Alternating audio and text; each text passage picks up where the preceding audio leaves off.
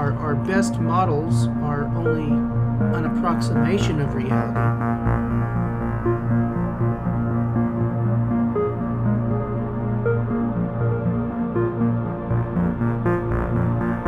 He said a stick structure is a very simple thing, but it embodies the essence of the mechanism of collapse because it is a network.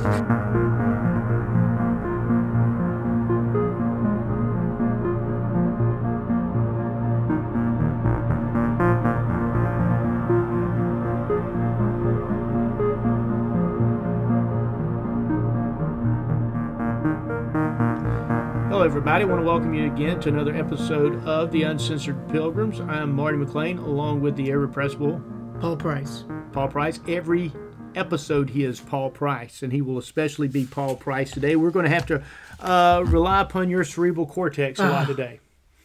Let's hope we don't rely too much on it. We need some brain power today, because today we are going to talk about the breakdown of complex systems. You kind of alluded to some of this in one of our previous podcasts that you did a solo job on. It was called the Malcolm Effect. Right. And tell us what you know about complex systems and the breaking down. So the Malcolm Effect particularly comes from Jurassic Park by Michael Crichton.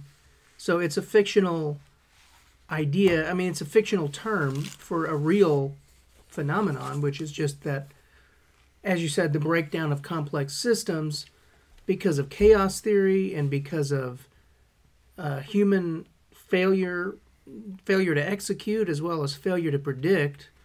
Because everything everything that we think we have control over, ultimately we ultimately don't. The control that we think we have is mostly an illusion, because there are so many things that are in play that are too complicated for us to understand. And when we're trying to predict what's going to happen in the future, we're making extrapolations based on incomplete knowledge. Our best models are only an approximation of reality. And so ultimately, the further away you get in from the present moment, the harder it is to accurately predict what's going to happen, which is why our very best weather prediction models, for example, are only accurate to within a few days. You're not going to be able to get an accurate prediction of the weather like 2 weeks from now, let alone a year from now. So I don't need to pay extra for the 15-day forecast? Definitely not. Okay. No, the further away it gets from the present, the more undependable it becomes because of these factors, So, but I think as you're going to present today, this phenomenon doesn't just apply to the weather. It also applies to a lot of other things, including our society at large. Yes, I got a definition here about complex systems that I actually lifted off of Wikipedia. It says a complex system is a system composed of many components which may interact with each other. Examples of complex systems are Earth's global climate, organisms, the human brain, infrastructure such as power grid, transportation, or communication systems, complex software and electronic systems, social and economic organizations like cities, an ecosystem, a living cell, and ultimately the entire universe. Yeah, and the reason I brought up this concept earlier was on the age of the Earth, because the scientists claim they can tell us that the Earth must be billions of years old because of the isotope ratios that they can measure in rocks. And therefore, we know for a fact that the Earth is billions of years old, which, of course, is contrary to biblical history. Yeah. So they then claim that the Bible has been, experimentally proven wrong. And so there's a problem there. Obviously, the Bible is going to be correct. So, but trying to understand why they got it wrong, I think this breakdown of complex systems plays a role, because their predictions are just based on incomplete knowledge. Yeah, here's what this definition continues on, kind of the same line that you're going with your thought right there. Complex systems are, quote, systems whose behavior is intrinsically difficult to model due to the dependency, competitions, relationships, or other types of interactions between their parts, or between a given system and its environment. So the whole complexity of it, the interdependence of it, makes it where it's difficult to predict, right?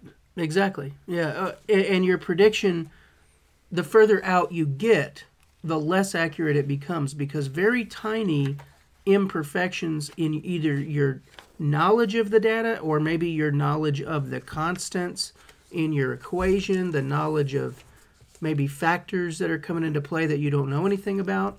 Like the example that got brought up in Jurassic Park was the pool table, where, you know, even though you know all of the inputs that go into, like when you strike a pool cue, Yeah.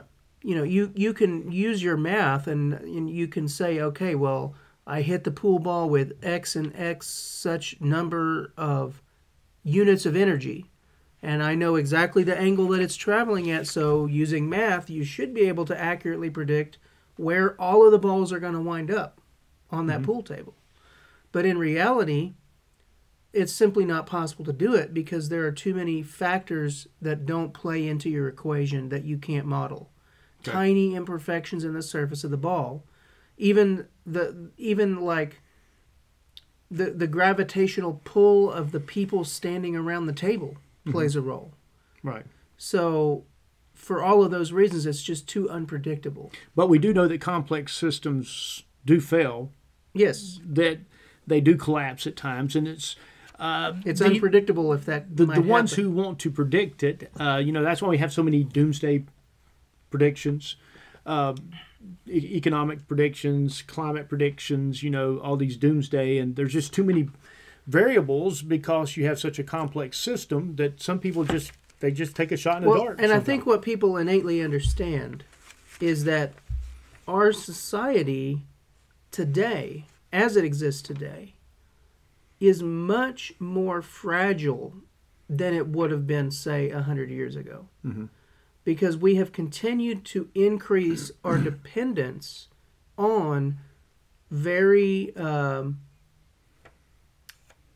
easily disruptible technologies for our very existence. Well, the power grid. The power grid, for example, the fossil fuels that we must burn to stay alive. Mm-hmm.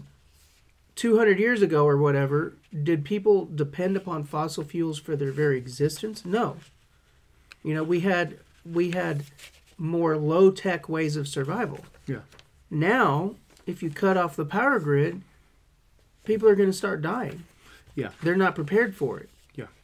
And so, the breakdown of complex systems now, is a much more high-stakes game than it used to be. Stakes. Let me read part of an article. I'm just going to read some highlights from an article written by a guy named Ugo Bardi. He's a former professor of physical chemistry at the university.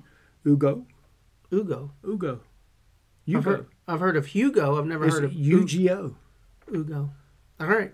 Hugo. I'm going to go with Hugo. All right. Okay. We're going to go with Hugo. He's a former chemistry. I'm going to go with Ugo. Physical chemistry professor at University of Florence, Italy. He's a full-time member of the Club of Rome. Red flag. Anyway, international organization dedicated to promoting a clean and prosperous world for all humans. And also he's got some books that he has written. But here's an article from Science that he wrote. It's called Why Complex Systems Collapse Faster. Now, he references the Roman philosopher Seneca, who made a statement one time. He says, increases are of sluggish growth, but the way to ruin is rapid. So your increases is sluggish, building is sluggish, but the ruin is rapid. I think the Roman Empire itself learned that the hard way, did it not? Well, I'm going to read something he said about the Roman Empire in just a few minutes. He says, we can make simple non-mathematical models of collapse. He says, look up the term stick bomb, and you'll find many examples of geometric structures made from popsicle sticks that appear stable until you shift one of the sticks away from the others. Then the whole thing suddenly disappears into a small explosion of flying sticks, a harmless kind of Seneca effect. He said a stick structure is a very simple thing, but it embodies the essence of the mechanism of collapse because it is a network. They're calling that the Seneca effect? Well, the Seneca effect, yeah. A network is composed of many elements or nodes connected to one another by links. In a stick bomb, the nodes are the points where the sticks touch each other, while the sticks themselves are the links. When you remove one of the links, you weaken the nearby nodes. When one node lets go of a link, the collapse moves to the other nodes. This is sometimes called a cascading failure, another name for the Seneca effect. Well, it sounds to me like essentially what they're calling the Seneca effect is what Michael Crichton more or less was calling the Malcolm effect in his book. Okay. All right. Here's a continuation of what he says. He says, perhaps the first person who reasoned in scientific terms about how to avoid collapses was the American scientist J. Forster. He lived from 1918 to 2016. He was one of the main developers of the field known today as system science. To him, we owe the idea that when people try to avoid collapse, they usually take actions that worsen the situation. Forster described this tendency as, quote, pulling the levers in the wrong direction.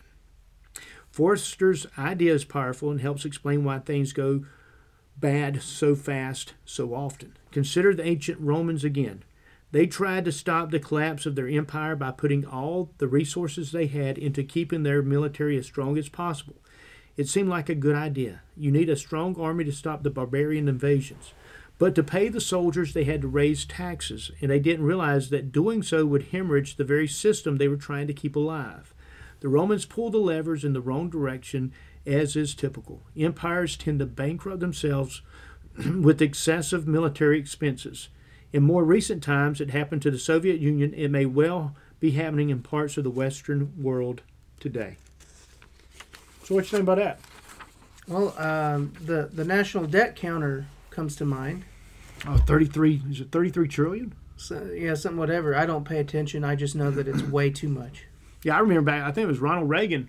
He was talking about when it was $1 trillion, how if you stacked all that, the bills on top of one another, how big it would be. It's sad because, our leaders do nothing about it, yet it seems intuitively obvious what needs to happen, that it's not a sustainable path. Well, when you look at the whole monetary system with fiat currency, and I'm not an economist, and I don't even play one on the podcast. Not even on YouTube. Not even on YouTube, man. They would probably censor me if I did. But our economy is built upon debt. The whole fiat system, if I understand it correctly from what I've read, is built upon debt. Yes. You've got to have debt in order to grease the system, grease the wheels. And that's why you have wars, and that's, there's a lot going on there. I don't think they desire a balanced budget. Well, and it also goes back to the institution of the Federal Reserve Bank as well. Oh, yeah, the big boogeyman from Jekyll Island. Yes. It was the worst thing that ever came out of Georgia. Probably so. Yeah. Yeah. Definitely so. I won't go anywhere else with that one. Yeah. But here's one thing he does say. This kind of last thing I'll look at from this article. He says, quote, "It is a well-known strategy in material science. Composite materials are stronger than homogeneous ones because their internal boundaries can stop a crack from expanding. In economic systems, we say that small is beautiful. In social systems, the movement called transition towns is based on the idea that a village is more resilient than a whole state. And a federation of smaller states may be more flexible in facing difficulties and absorbing shocks than a larger centralized state." That brings to mind, the whole federalism. Yes. You have states, and you have a national government, but you have the state governments. Certain things are divided, and it kind of, you can see when there's a downturn in the economy, the states that make the right decisions. You can see the economic growth that happens in them, and the states that make the wrong decisions. That the economy just kind of goes downhill. In a federal society, you have these states that are able to experiment, and some go in a conservative direction economically, some go in a more state-heavy direction. It's kind of like the northeastern states. and how now people are kind of just leaving those states with the high taxations, with the heavy hand of government, and they're coming to the states that have low taxes and less government intervention. Yeah. So you are able, in a nation like ours, to absorb more with the states. With It's kind the of a federal built-in system. redundancy, Okay. so to speak. You know, all of the different governments acting somewhat independently. It definitely adds stability to the system, but I don't think that it can go with no breaking point. You know, I think every system is going to have a breaking point. Even the United States could have a breaking point.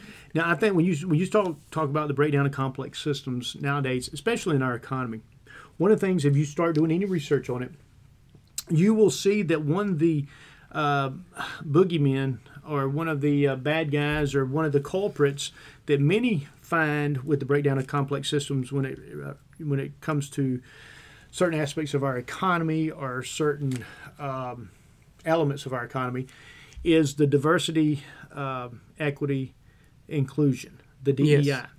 Yes. And there are articles about that. There's one from Palladium, and it's called "Complex Systems Won't Survive the Competence Crisis." I think I saw that article somewhere. Yep. Yes, and here's some of the highlights from this.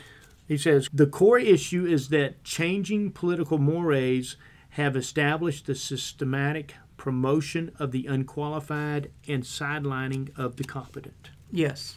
So you have... Because people are using race and gender as the primary reason for hiring or promoting when they should be using competence. Yeah, kind of a meritocracy. Meritocracy is what our country used to be based on. And that made our country strong, because you have the best people in the best places. We don't care what color they are. We don't care, it's gender, whatever. If they put the best person, when I go to get my car fixed, I don't have a checklist. Well, I want this to be a person of this ethnicity and this gender. I want the best person to fix my car.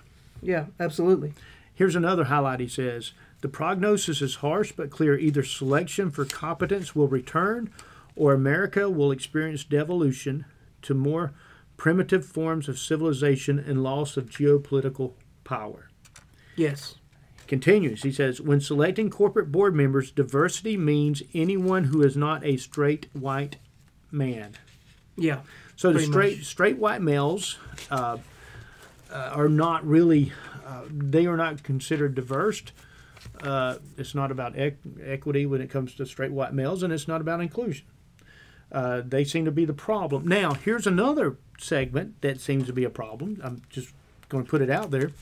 If you are a conservative black man or black woman, you also are kind of put to the side. Have you noticed that? Yeah, absolutely. It's not just the straight white males, although that's the easiest targets. If you are a conservative black male, conservative black female, you are also deemed to be, outside of the DEI. I mean, really, you can just take all the race out of it and just say any conservative. It doesn't matter who you are. Exactly. That's not considered. It's not acceptable to be a conservative. Right. That is not a tolerated viewpoint. Right.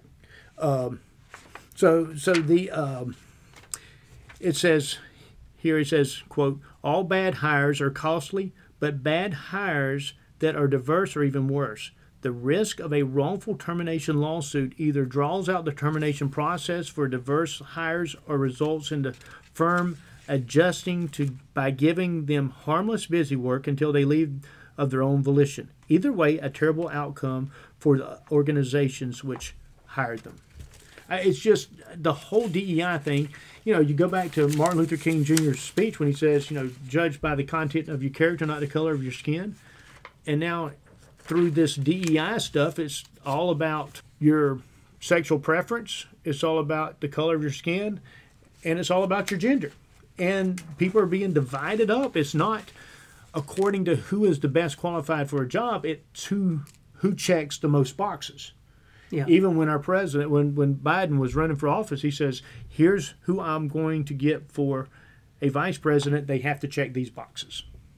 Yeah. And that's how he made the selection process. That's how he made his selection. Okay. Well, he just continues on there. He talks about the air traffic control system, how there used to be such stringent requirements. Yeah. And now they have really relaxed the requirements in order, instead of getting the best qualified, they want the most diverse. Yeah. They want diversity instead of the most competent. And because of that, they've lowered standards, and they talk about all the near misses that are happening at airports and in the skies. And you just are not getting the best people in the positions. Yeah. Because, you're not looking for somebody who's the best qualified. Let me tell you something. There's a lot of things I'm not best qualified for. Like I say, I don't need to fix your car. I don't need to work at a nuclear power plant. I'm just not competent. That's just not my thing. I would not score well on those type of tests. I would not, I just, when I was young, I had a mechanical bypass. So I'm not able to do a lot mechanically. And so, that's just how it is. So you don't want me in certain positions.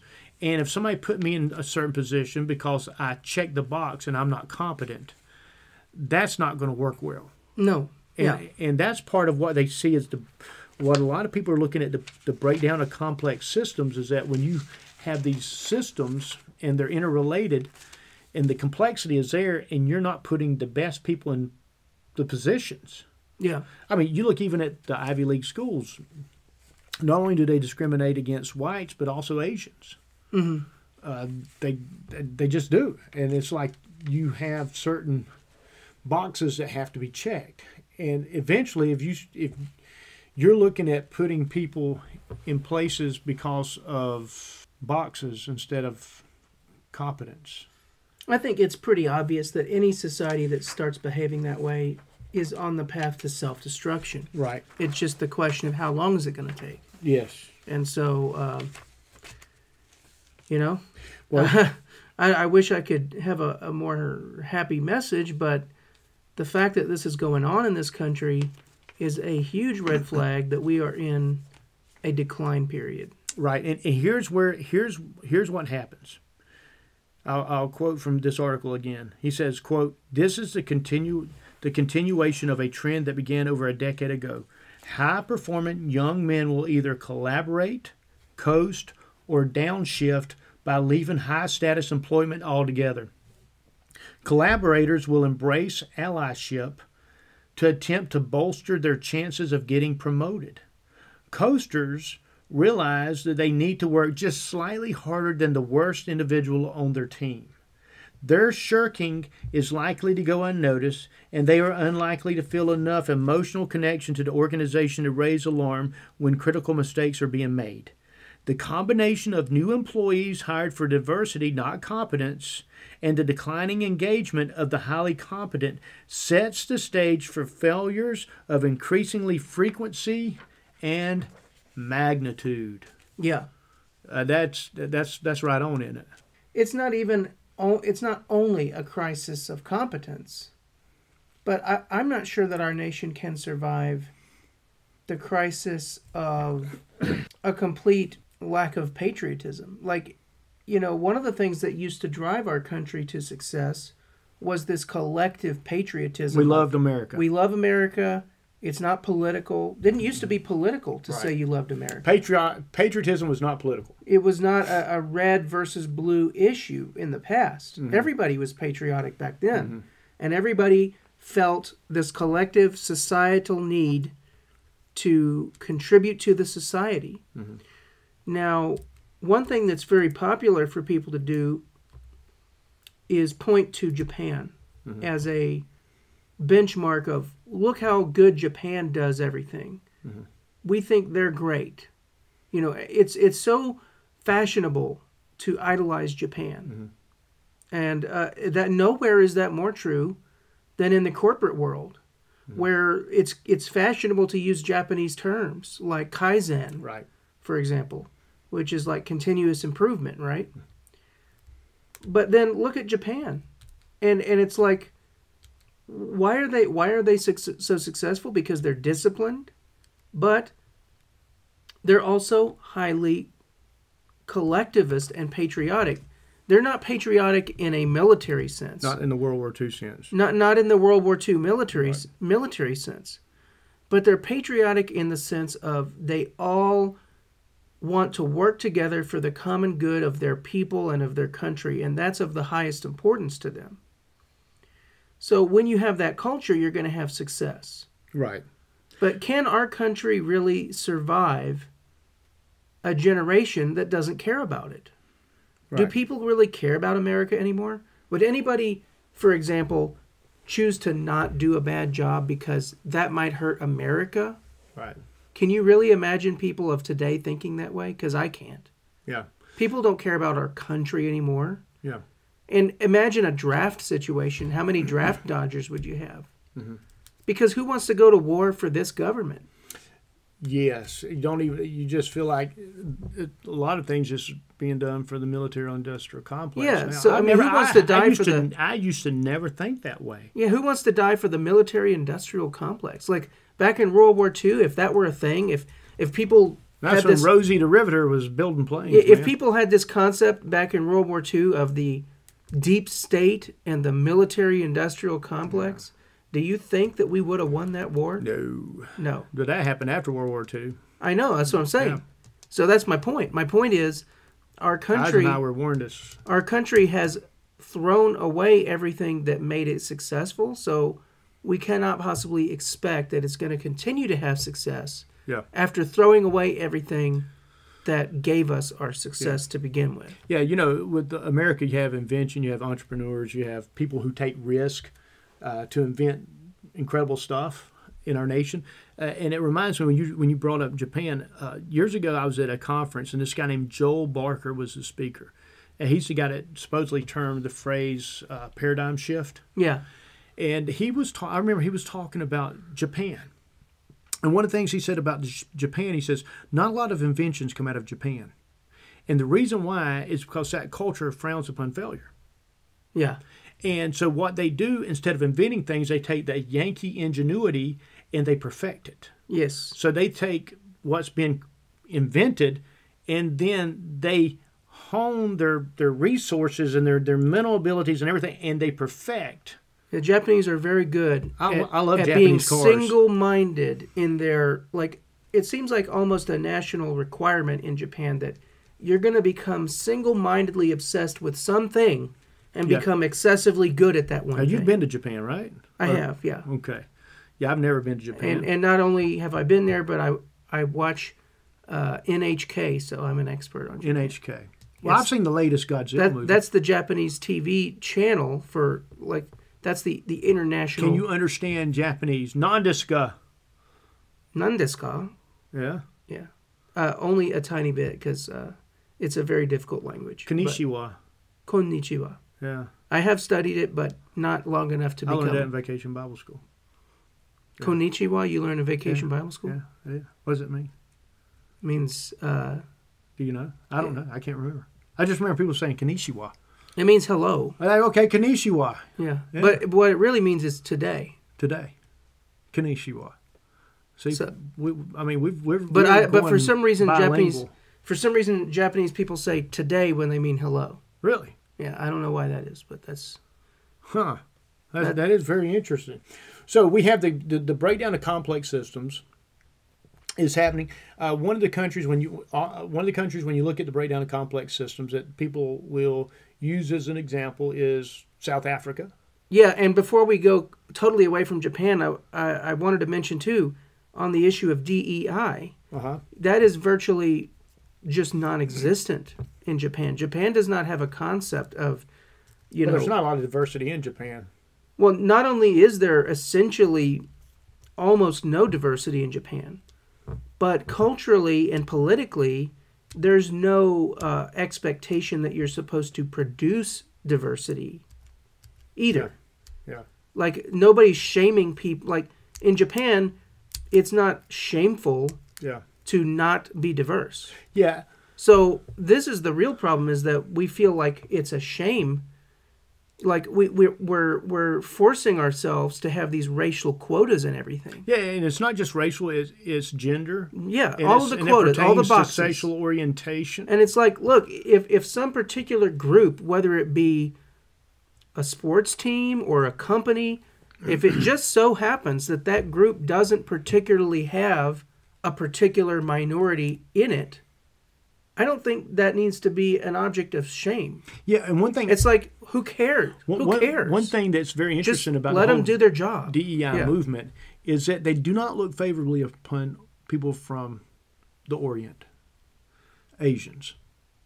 Well, yeah. If it was really about DEI, and look at the Ivy League schools and their approach toward Asian applicants, and the way they call them out. Yeah.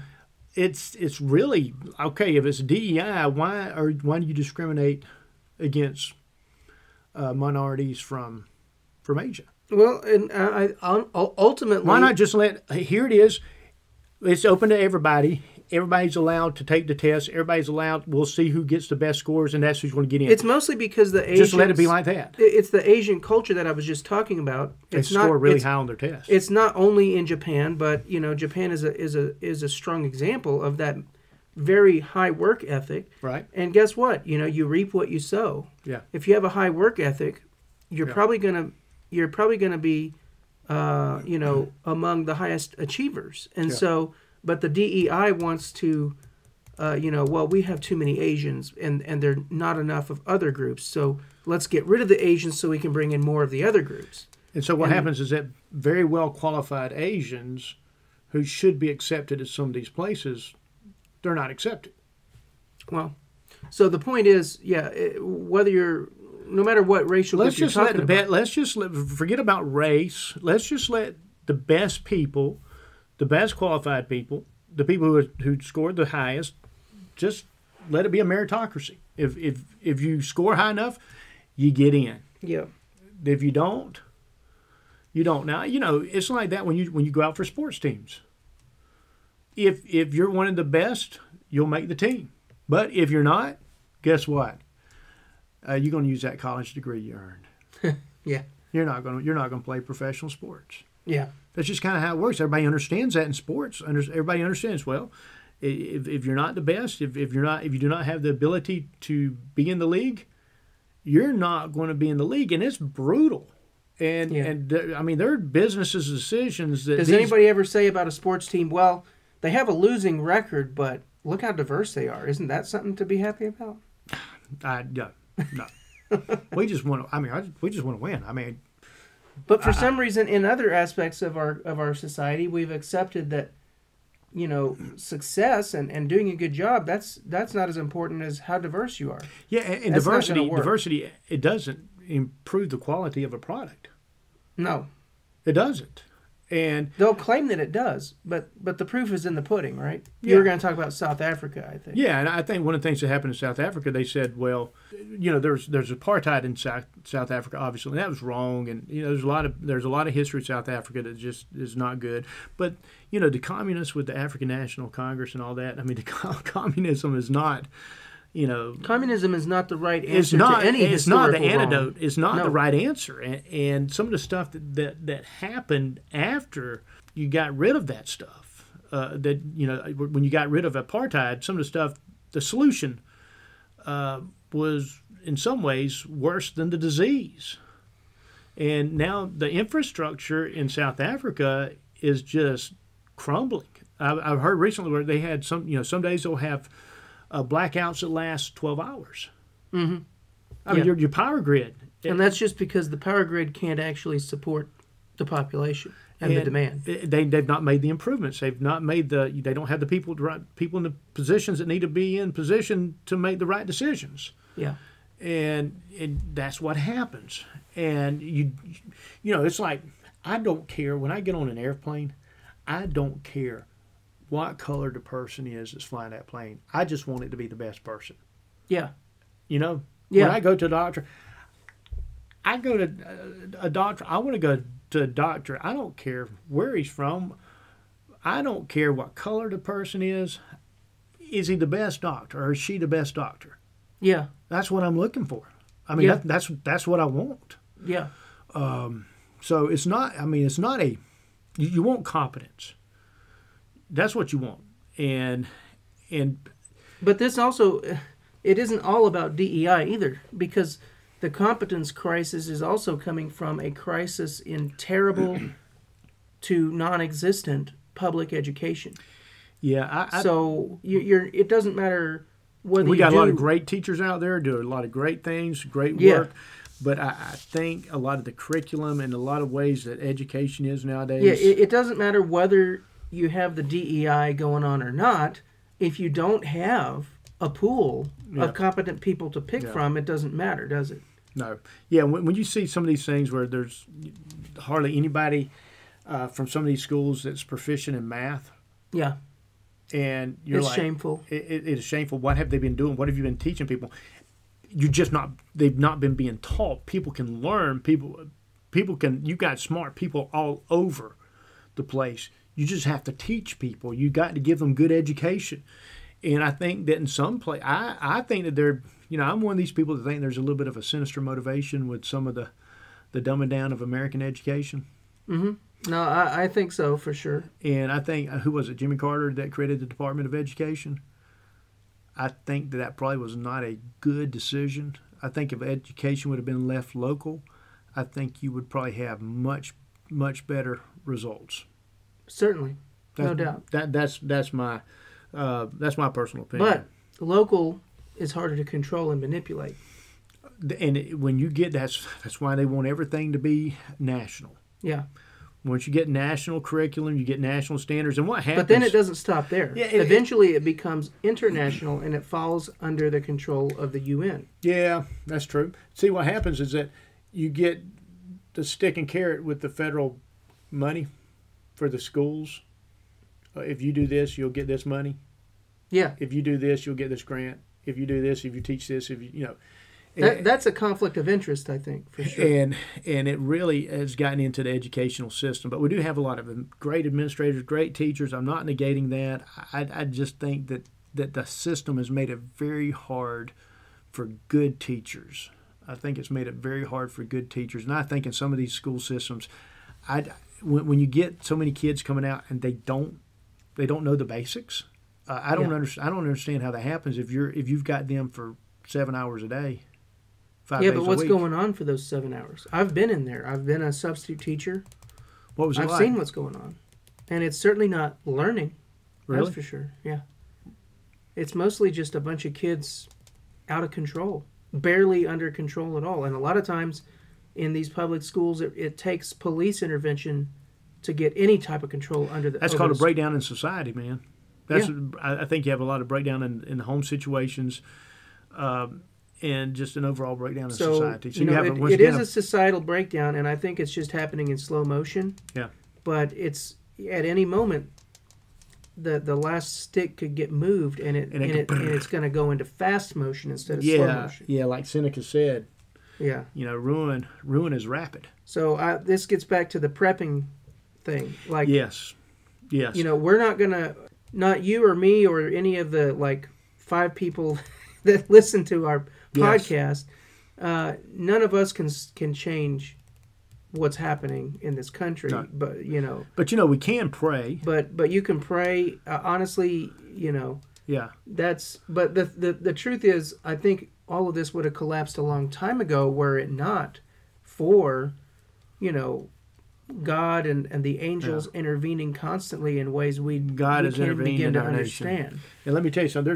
There's a lot of good in our nation. We got a lot of good folks in our nation, and it's just I just hate seeing what people are doing to our nation. Yeah. And I think it'll collapse when God lets it.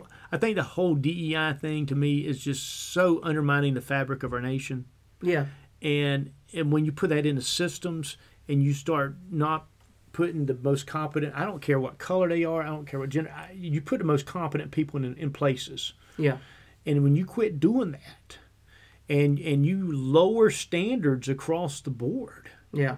And that's what happens. If I were to work in a nuclear power plant, they'd have to lower the standards. Yes. If I was going to work as an auto mechanic, they would have to lower their standards. So Yeah. I know for me to get in certain places of employment, there would have to be a lowering of standards. For me to get into an Ivy League school, they'd have to lower the standards, Paul.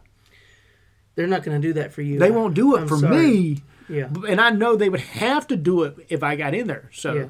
you know, I'm not talking to somebody that's like, But the real question is, when America eventually does, collapse or whatever is going to happen as a result of just all of these myriad of different problems coalescing together. yeah, The real question is, what is going to be the aftermath of that? What is going to be the power Yeah. that is going to rise in the wake of that? Who on this earth is still able to maintain any degree of competence in anything? Yeah. And that's the question, isn't it? yeah. Who is the competent one now, if Yeah. not the USA? Yeah. I don't know it's the not- answer. It sure ain't going to be China. China has such a Chi- China has so much debt, and they have so many internal problems, and yet they're going to get together with you got Brazil, Russia, Yeah. India, China, South Africa, Yeah. and some of these the BRICS countries. Several months ago they were talking about having their own currency. China has a population bomb happening, and that's Yeah, true all across all these Asia. other countries that talk about that, and I look at those countries, I'm like, I can't see Russia and China and India, especially China and India. Don't they have a Kashmir issue? China and India are enemies. Yeah, And and so so you start talking about, well, they're going to have a currency themselves. I'm thinking, don't they not? They don't like each other. Yeah, and- How stable is that currency going to be? yeah, and Japan is no exception. They're one of the worst in terms of the population bomb, Yeah, and they're going to be forced to start bringing greater numbers of immigrants into their country just to keep it from collapsing, just to keep it from because they just will not have enough young qualified people to keep their society running. We're going to have to make They're retirement all age gonna- 85, man. Yeah, and that's the problem in Japan, is that they just haven't been having children, and that's a huge problem. Okay, let me So read something to you. I'm going to go in a sinister direction. all right, Okay, this is from an opinion piece from the Daytona Beach News Journal. I like the writer talks about. Just let me read it to you. According to Rules for Radicals, activist and co-author Saul Alinsky, the first step in community organization is community disorganization. The Cloward Piven strategy to create a new social state is to overwhelm the system by creating crises so the government can solve them. yeah, To implement change through government power and force, these ideologies promote enormous spending programs like those currently proposed in Washington, D.C. Isn't that kind of interesting? yeah, Attempts to overwhelm the system are evident in the multitude of crises facing our nation now. Violent crime rates are increasing. The border crisis has seen the highest number of illegal border crossings ever now. December they had over 300,000 people. So far in December, this past December, I think since Biden took office, 8 million have come across the border. yeah, And you have all the deadly drugs that are coming with them. And so what you want to do is you want to overwhelm the system, and you actually, and I think President Obama was influenced by Saul Alinsky, if I'm not mistaken. Well, I've heard that wasn't it Hillary Clinton who named him as her biggest influencer? Maybe it was. I know he's had a lot of influence with some of the Democratic. So so these people are politicians. radicals studying under a Marxist radical. And so you know that they want to overwhelm the system in order to then give the solution. Yeah, And you see what has happened financially with all of a sudden. I mean, we didn't need all the spending that they did in the last 3 years. It was ridiculous, the governmental spending, the doling out of all the money. When you have an open southern border, and you're busing all these people to the cities, that's not sustainable. no, That is not sustainable. It's not going to last. And then you have what's called a poverty caravan that's on the way now, from what I've heard. Maya Flores, I think, she's made reference to it. And it's like you are bringing people in that are going, that our nation, taxpayers are going to have to foot the bill for people from all over the world coming through our borders. Now, you want to help folks and everything, but we cannot, this is not sustainable. Yeah. The nation as we know it is not, it's not sustainable. It's what's happened. It's almost like somebody's trying to break the system. Yeah. And their strategy is to what? Break the system. Yeah. That's Overwhelm what the it's in black and white. It's in print. So anyway, there's the breakdown of complex systems, and I think that's part of. I think even with the power grid, I read some stuff where, these corporations or whatever the electrical organizations are that supply the power, they buy the power from certain places, and when the wind blows and sun shines, they'll buy the solar. And they'll buy the wind because it's subsidized by the government and all this stuff. And that kind of makes it where the coal power and nuclear power, it kind of affects them in a detrimental way because they're good when they're continually supplying. Yes.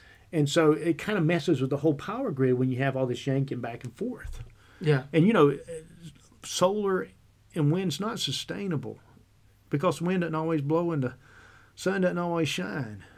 Well, it might be sustainable, but it's not dependable. That's maybe the way to put it. It's not dependable, and it will not sustain us. It will not sustain us. Yeah, it just flat out will not sustain us. So you get some of the stuff that needs to be done with some of the electric. When you start reading about on the electrical grid, even this past a couple of years ago in Texas when they had that this big snowstorm and the deep freeze, and they lost power. Yes, they lost power, and some people died. Yeah. And so anyway, we do have complex systems, and complex systems can and do fail. Yeah, but I think the ultimate thing as Christians, we need to realize that these complex systems are not actually, going all by themselves. Mm-hmm. Like both God and, the demons are at work in everything that's going on. Right.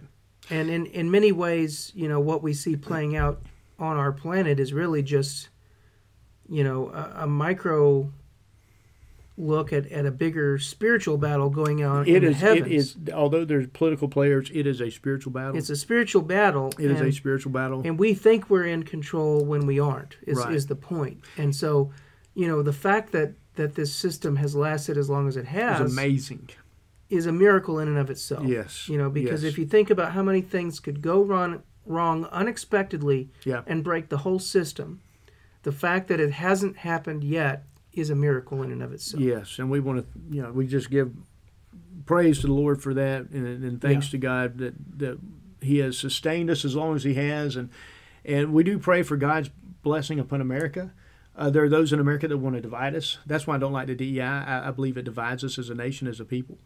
And the very fact that the DEI goes on spoils everything, because now anytime somebody does get a promotion, in the back of everybody's mind, it's always, well, did they get it for the right reason or the wrong reason? Where somebody who earned their promotion and is the most qualified and is the most competent, they will say, I'm the most competent, I'm most qualified, but yet people look at me as a DEI. Yeah. So, and even if I were a minority... that is totally unfair to that person. Even if I were a minority, I wouldn't want that going on. No. Because it doesn't help anybody. And you'll find that conservatives, whatever color they are like, this stuff is not good. Yeah. Yeah. And so it's just a way that I believe that is used to divide a people, divide a nation. And God is in control. We are not ignorant of the devil's schemes. He wants to divide and conquer. He wants to divide and conquer. He wants to divide churches. He wants to divide church members. He wants to divide the body of Christ. Yep. And man, that's terrible stuff he does. But anyway, we believe that God's in control, and that when He says time's up, Paul, time's going to be up. That's true. And we are alive in the 21st century. We have so many advantages that people have not had throughout history. You like your indoor toilet? I do like it. You like your heat and your air I conditioning. love all of those things. I Yes. like the amenities of life, man. I love the time in which we live, and but they are complex systems, Yeah. and we need to every day Just be not take praying. it for granted. Yeah, we need to be praying every day that God does a work in our nation. Yeah. That God will send an awakening to the church, a revival. Awakening to the culture, a revival in the church. And in the absence of that, at least we can also pray that if this whole house is going to come tumbling down, that our communities or our churches might be spared in some way. Yeah. Or protected in some way. Pray for God's mercy. Pray for God's hedge. Because I think he can, there's that scripture about, you'll have to help me with this, but the scripture about, thousands of people falling on your left and on your right, but you're preserved, that type of thing. God preserves his people. So we have to pray for that as well. So. Yes. So we want to encourage you. We got some complex systems. There are things. We do live in a world. We do live in a world where there are political issues, and we need to be involved. Christians need to be involved in politics. Maintain a godly attitude and a godly approach to it. But be involved. You need to try to make a difference where you live. You need to be active. You need to be salt and light. You need to be sharing the gospel. Yeah. Sharing the gospel with people, encouraging other believers. But what a time to be alive, man. It's exciting. Yes. It's not boring. Yeah, sometimes, boring is nice because it's comfortable. we might be going into exciting times. I think 2024 is going to be an exciting year. Especially with what's going on with Trump and all the stops they've been pulling out to try to block him. Yeah, they're even trying to keep him off the ballot now. And now with the issue where they're releasing the Epstein names and all that. Word. All of this stuff is coming I tell you what, out. if those people don't go to jail, there's no. That's an incredible injustice. And how our FBI and whoever has had these names for all this time and have known what these people have done, and yet they have not done anything. Yes. That is heinous. Yeah. It's pretty obvious that all of the people, essentially everybody in power, is corrupt and evil, whether they be which side of the aisle doesn't matter. It's contaminated both sides of the aisle. Really, we need a whole fresh government with... We need people that fear God. That fear God. And I don't know how we're going to get that this side of the fear God, walk with integrity, and won't let somebody blackmail them. Yeah, exactly. All right. Well, thank you all for listening to us on this episode of The Uncensored Pilgrims. Remember, God's in control. Jesus is on the throne, and he's coming back one day. And until he does... we're to be salt and light in this dark and decaying world. So I'm Marty McLain along with Paul Price, and we'll see you next time on The Uncensored Pilgrims. And we need to let you know that the views that we express on this podcast belong to Marty McLain and Paul Price. They are our views. They do not reflect the views of anyone else. And with that said, we hope you have a great week, and we'll see you next time on the podcast.